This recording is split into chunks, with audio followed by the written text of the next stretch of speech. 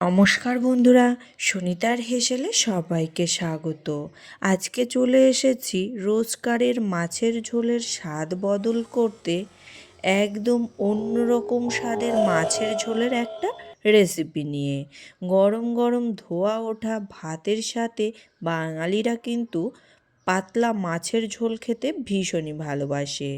আর এই মাছের ঝোলটা খুব কম তেল মশলায় তৈরি করে দেখাবো, কোনো রকম পেঁয়াজ রসুন ছাড়াই। চলুন তাহলে রেসিপিটি শুরু করা যাক। এখানে দেখুন, প্রথমেই আমি 3 পিস রুই মাছ নিয়ে নিয়েছি।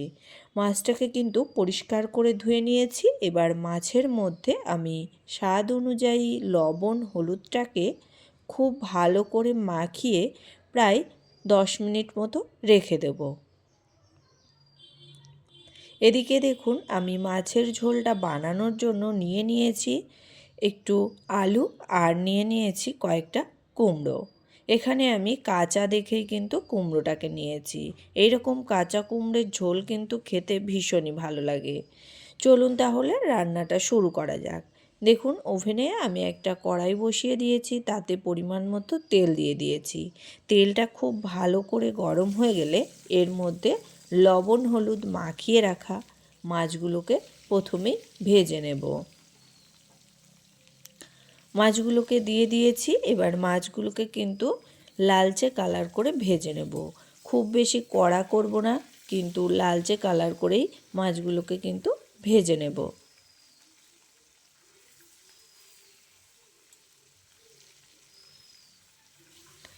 দেখুন, এখানে মাছ আমাদের এক সাইড ভাজা হয়ে গেছে। উল্টে দিয়ে আমি আর এক সাইডটাও কিন্তু এরকম হালকা লালচে কালার করে ভেজে নেব। দেখুন, মাছ এখানে ভাজা হয়ে গেছে। এবার মাছগুলোকে আমি তুলে নেব। তুলে নিয়ে ওই একই তেলের মধ্যেই আমি রান্নাটা তৈরি করে নেব।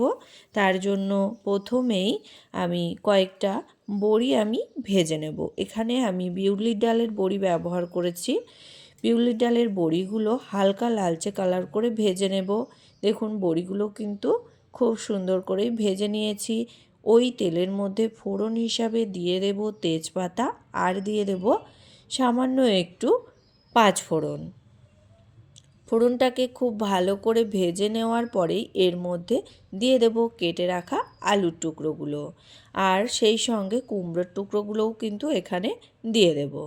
আলু আর কুমড়োটাকে কিন্তু প্রথমেই তেলের মধ্যে হালকা একটু নাড়াচাড়া করে নেব। বেশ মিনিটখানেক সময় ধরে আলু আর কুমড়ো কিন্তু তেলের সঙ্গে নাড়াচাড়া করে নিয়েছি। এবার এর মধ্যে দিয়ে দেব পরিমাণ মতো হলুদ গুঁড়ো আর দিয়ে দেব স্বাদ অনুযায়ী একটু লবণ, দিয়ে দেব সামান্য একটু লঙ্কার গুঁড়ো। সমস্ত কিছু খুব ভালো করে মিশিয়ে নিয়ে আলু কুমড়োটাকে কিন্তু লবণ হলুদের সঙ্গে খুব ভালো করে ঢাকা দিয়ে একটু ভেজে নেব। প্রায় 2 থেকে 3 মিনিট পরে আমি কিন্তু ঢাকনাটা খুলে আবারও আলু কুমড়োটাকে একটু নাড়াচাড়া করে নেব। এখানে দেখুন, বেশ মোটামুটি আলু কুমড়ো কিন্তু ভাজা হয়েই গেছে। এবার আমি এর মধ্যে দিয়ে দেব সামান্য একটু আদা আর কাঁচা লঙ্কা বাটা। আদা কাঁচা লঙ্কা বাটাটাকে খুব ভালো করে কিন্তু কষিয়ে নিতে হবে। আদার কাঁচা গন্ধটা চলে যাওয়া পর্যন্ত আদাটাকে কিন্তু খুব ভালো করে কষিয়ে নেব। আদাটাকে এখানে খুব ভালো করে কষিয়ে নিয়েছি। এবার এর মধ্যে দিয়ে দেব পরিমাণ মতো গরম জল।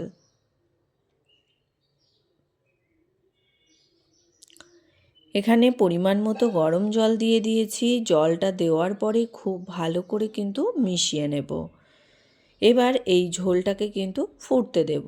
দেখুন, ঝোল কিন্তু ফুটতে শুরু করেছে। এবার আমি এর মধ্যে প্রথমেই ভেজে রাখা বড়িগুলোকে দিয়ে দেব। তারপর একে একে ভেজে রাখা মাছগুলোকেও কিন্তু দিয়ে দেব।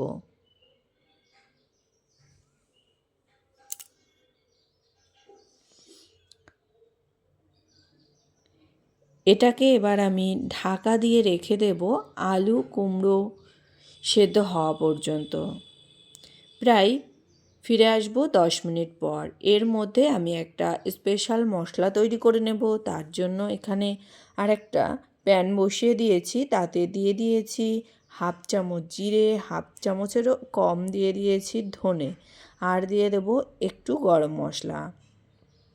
সমস্ত কিছু কিন্তু খুব ভালো করে একটু রোস্ট করে নেব। মশলাটা যখন ভাজা হয়ে যাবে তখন এই মশলাটাকে আমি একটা পাত্রে নামিয়ে নেব। ঠান্ডা হয়ে গেলে এটার একটা পাউডার তৈরি করে নেব। মশলা কিন্তু এখানে ভাজা হয়ে গেছে। এবার দেখুন ফিরে এলাম প্রায় 10 মিনিট পর। এখানে আলু, কুমড়ো, বড়ি সবই কিন্তু খুব সুন্দরভাবেই সেদ্ধ হয়ে গেছে।